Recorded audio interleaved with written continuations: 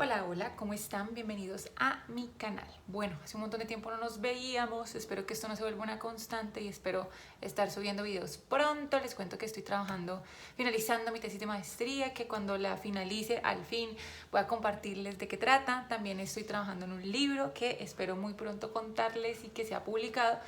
Pero en medio de todo eso, esa productividad, también tuve mucho tiempo para el ocio, porque procrastinar nunca está de más.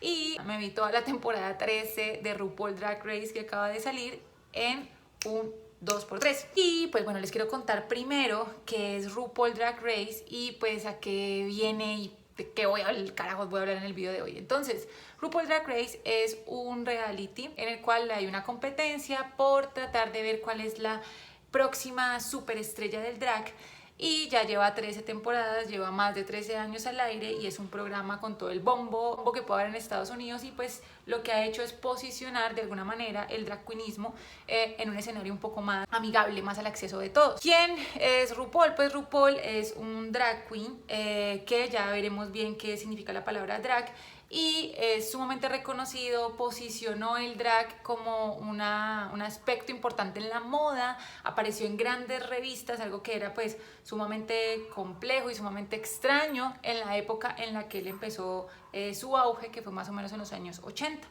Y bueno, él creó un reality en donde pues tiene unas concursantes que hacen una serie de pruebas, de competencias para poder ver quién es la próxima modelo de Estados Unidos drag. En fin, el caso. Entonces vamos a empezar y les cuento pues de qué vamos a hablar, porque ustedes no saben de qué va este video y bla bla bla. Yo quiero hablar sobre qué es el drag queenismo, sobre cómo se relaciona esto con la noción de género, y en específico quiero que hablemos de la noción de performatividad de género de Judith Butler. ¿Por qué? Bueno, porque se me da la gana, pero también porque de alguna manera quiero, pues más que justificarle a ustedes, sino también como pensar en mí misma, porque me llama tanto la atención la cultura drag y en general qué influjo tiene la cultura drag y este tipo de actos performáticos dentro de la noción de género y la concepción del binarismo. Entonces, empecemos. Bueno, hay varios orígenes de la palabra drag, entre los cuales se encuentran la abreviación de la frase dress like a girl o dress rolling a girl. Eso por un lado, como si fuera la abreviación de las frases, pero también se toma como drag era las enaguas que tenían las mujeres y se ponían por debajo de la ropa y que les ayudaban a ceñir la cintura. Entonces, pues etimológicamente están estos dos orígenes. Por su parte, pues queen viene de reina, pero esta noción de reina, más allá de como el título nobiliario, es la función que tienen ante el otro con toda la pompa, es decir, con todo lo que eso implica, con todos los artilugios, con toda la forma en que se ve. Entonces, las personas drag queen, en líneas generales, porque vamos a ver que es mucho más profunda la cuestión, inicialmente eran hombres, pero también en este momento puede ser cualquier persona que se vista no necesariamente de mujer, sino que de alguna manera exagere el rol femenino por medio de ciertos vestuarios, pelucas, maquillaje y demás. Ahora, sería muy reduccionista pensar que las personas drag queen únicamente imitan el ser mujer. De hecho, inicialmente las personas drag hacían esto. Si nosotros vemos la primera temporada de RuPaul, en la primera temporada pues lo que se hace era imitar a las mujeres y digamos hacer ciertos espectáculos para el entretenimiento, pero todos dentro de la imitación del ser mujer. Sin embargo, esto se fue construyendo poco a poco en este reality, tanto así el auge máximo de esta deconstrucción de la imitación de lo femenino se dio en la temporada 9, en el 2017, cuando ganó la concursante Sasha Velour, que se las muestro por acá. Lo que hacía era deconstruir el género, porque no imitaba propiamente a la mujer, sino que pues intentaba, o más allá de eso, mostraba un comportamiento no binario, más desde la performatividad, que ya veremos qué significa ese cuento, porque es que es muy importante, que desde la imitación de los roles femeninos. Entonces vamos a entrar en materia. Nosotros inicialmente, de hecho por aquí tengo un par de videos hablando sobre esto, vemos una bifurcación de género muy marcada. Simone de Beauvoir le hace hincapié en el segundo sexo y habla sobre pues, que hay ciertos roles femeninos y ciertos roles masculinos que hacen parte de un eterno femenino y también de un eterno masculino, que es lo que se le ha atribuido socialmente al hombre y a la mujer que debe ser. Sin embargo, esto no tiene por qué corresponder a la genitalidad. Entonces, Simone de Beauvoir hablaba que el sexo y el género son distintos, en tanto que el género es una construcción social y el sexo es la genitalidad, y pues ella afirma que la mujer no nace mujer sino que se hace mujer, es decir, que en la medida que habita el ser mujer y ocupa ciertos roles de lo femenino se hace a sí misma mujer. Sin embargo, esto cae en un binarismo que podemos llegar a replantear o repensarnos, y es pensar que hay ciertas actitudes o ciertos roles que constituyen lo femenino y ciertas actitudes y ciertos roles que constituyen lo masculino. De alguna manera, Simone de Beauvoir nos puso a pensar que no tiene que ser congruente lo que llevamos en el pantalón con la manera en que nos expresamos ante el otro, y eso es bien interesante. Sin embargo, sigue siendo un poco limitado dadas las nociones y toda la pluralidad que hay hoy en día al pensarse el género. Simone de Beauvoir no vivió de alguna manera la revolución de género, donde hoy en día hay muchísimas más figuras que no solamente habitan esta bifurcación clásica y esta dicotomía del varón y la hembra. Hoy en día las personas trans han decidido rehabitarse y reconfigurarse de acuerdo a cómo se sienten ante el mundo, y de alguna manera un poco revolucionaria y contestataria ante estos roles binarios, que siempre, no solamente dentro del género, sino dentro de muchos contextos normativos como lo bueno y lo malo, el cuerpo adecuado y el cuerpo inadecuado, cómo se debe ser ante el otro y cómo no se debe ser, pues nos han impuesto cierta normatividad, cierto deber ser ante el otro. Las personas trans han renunciado voluntariamente a los roles impuestos que les da la heteronormatividad. Es decir, cuando hablamos de heteronorma son de alguna manera todos los roles que se establecen, normativos, que se imponen como lo normal dentro de lo heterosexual. Y el problema, y paren aquí un momento porque casi siempre que hago videos sobre género me cae todo el mundo encima, el problema no es que exista pues la heterosexualidad y las personas cisgénero, no, el problema no es ese, el problema es pensar que solamente dentro de ese modo se puede habitar el mundo, cuando hay muchas maneras alternativas que no caben dentro de esa noción binaria. Y bueno, aquí voy a mencionar a una filósofa feminista llamada Judith Butler, que nació en Estados Unidos en 1956, aún está viva y aún está haciendo filosofía, y tiene dos libros que me parecen muy interesantes tratar en este video. Uno se llama El género en disputa y el otro, Cuerpos que importan, el límite discursivo del sexo. En El género en disputa, que se publicó en 1990, Butler afirma que el drag es pragmático para lograr que el género adopte un carácter diferido por medio de la parodia.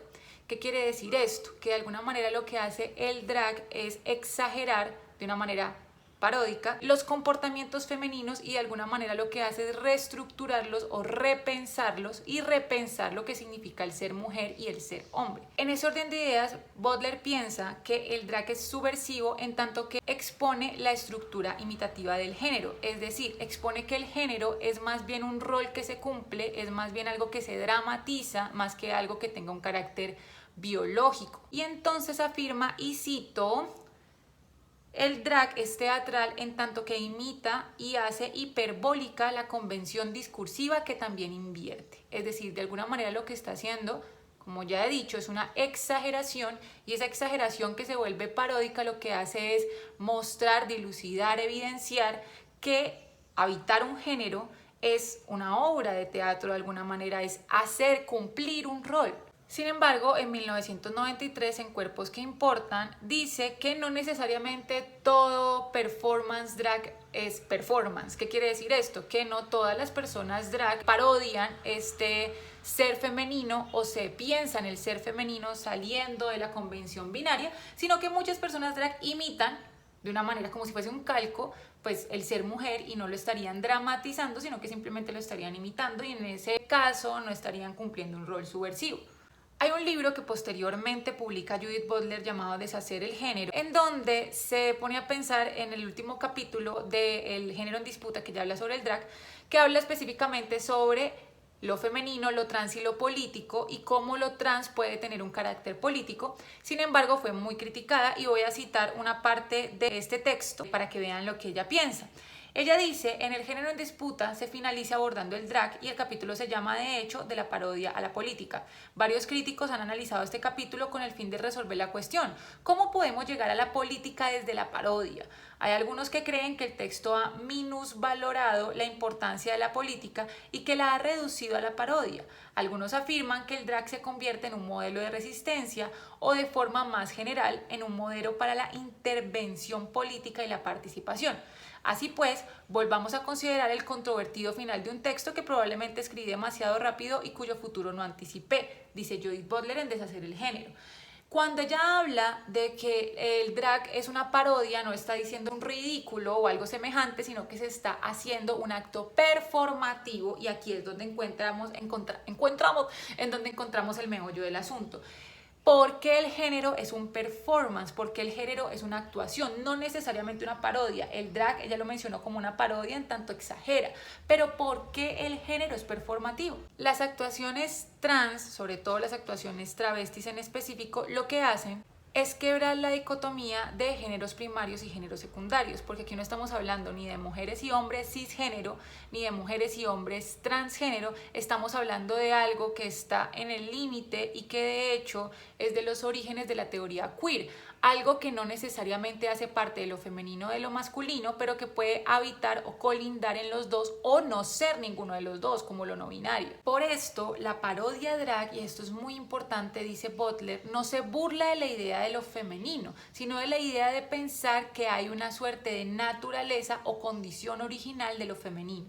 Dentro de este marco, todo género tiene un acto performativo porque siempre está imitando algo. Y ese algo que imita son una serie de normas sociales establecidas por un otro y que se establecen como lo correcto. No es una verdad de género que oculta el sujeto o que deviene el sujeto al nacer. Esto es muy interesante porque si bien está en parte de la mano con las ideas de Beauvoir, no se quedan en la bifurcación binaria.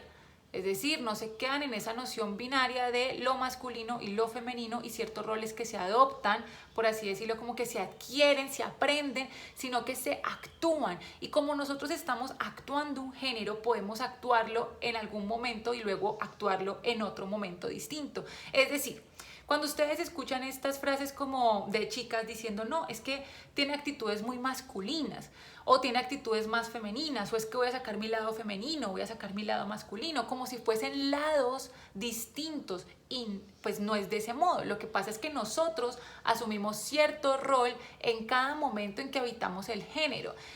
Y en ese orden de ideas, todas las personas tienen una suerte de género fluido, todo el tiempo están imitando performativamente el acto de ser determinado género.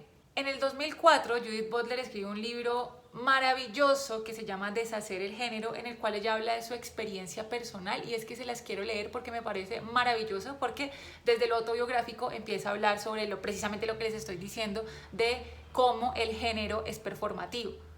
Dice, ella relata que cuando era joven y estaba escribiendo su doctorado, se la podría describir como una lesbiana de bares, que pasaba sus días leyendo a Hegel y sus noches frecuentando un bar de lesbianas que ocasionalmente se transformaba en un bar drag. Allí ella tuvo su primera experiencia del género como un acto performativo. Le sorprendió ver en aquellos supuestos hombres actuar una femineidad que ella, a pesar de su clasificación por nacimiento, nunca quiso o pudo personificar. La feminidad que siempre supo que no le pertenecía a otras, y ella era más feliz siendo la audiencia de esa feminidad que encarnándola en sí misma. La parodia drag dentro de esta narrativa autorreferencial fue uno de los elementos que le permitió a Butler darse cuenta de que, a pesar de la naturalidad adjudicada al sexo y al género, estos no son más que una serie de actos performativos. Entonces, ¿qué pasa con RuPaul y por qué me parece tan interesante esta noción de lo drag? Lo interesante de lo drag y de cómo ha naturalizado RuPaul el drag queenismo es que, bueno, más allá de toda la pompa, y a nosotros nos gusta ver la moda y a nosotros nos gusta ver los realities, por algo son tan reconocidos, pues porque nos gusta ver como la cotidianidad de los otros, pero por supuesto adornada de todo este lenguaje televisivo. Pero más allá de eso, lo que muestra es que de alguna manera, como nos hemos habitado, y estas imposiciones de género no tienen por qué ser de ese modo, sino que se puede habitar de manera diversa. Esta temporada 13, tuvo a un chico trans drag, que es una persona que genitalmente nació como hembra, modificó su manera de relacionarse con los otros y se convirtió en un chico trans, y asimismo decidió hacer el arte del drag, cuando normalmente lo drag está atribuido únicamente a lo masculino y a los hombres cisgénero homosexuales. Entonces, no necesariamente las personas drag tienen que ser cis, y no necesariamente las personas drag tienen que ser homosexuales, y no necesariamente las personas drag tienen que ser hombres. Puede ser cualquier persona que de alguna manera performativamente tome el acto de ser mujer y lo exagere, lo ridiculice en parte, o lo caricaturice, ¿sí? Y eso me parece muy interesante. Gottmik, que es el personaje, la persona que les estoy diciendo, rehabitó y de alguna manera sentó un precedente en la cultura drag, y sobre todo la cultura drag que se muestra en los otros dentro de esta noción pop de RuPaul Drag Race, porque mostró que el género y esta bifurcación es completamente arbitraria. Ahora bien, para finalizar, porque he tenido esta discusión, no se imagina cuántas veces, y espero leerlos en la caja de comentarios de una manera cordial, y de pronto en algún otro momento hacer otro video al respecto, responderé sus comentarios. Pero, ¿ustedes qué piensan? ¿Esta noción de lo femenino y de lo masculino tiene que corresponder única y exclusivamente a la genitalidad? Es decir, yo soy mujer porque menstruo y porque tengo un útero, ¿o hay otra manera de evitarse el ser mujer que tenga un carácter más performativo, es decir, más desde la actuación misma, como lo manifiesta Judith Butler? Cuéntenme ustedes qué opinan en la caja de comentarios. Cuéntenme si les gusta RuPaul, y si no lo han visto y les llama la atención todo este tema de género, súper recomendado. Y pues nada, cuéntenme de qué otros temas quieren que hablemos en estos videos, y espero que nos veamos pronto, por favor. Adiós. Gracias por ver. Suscríbanse a este canal. Síganme también en Instagram, que me llamo Diario de una Sofía. En TikTok me llamo Diario de una Sofía. En Facebook me llamo Diario de una Sofía. Nos vemos por allá y nos vemos pronto. Adiós.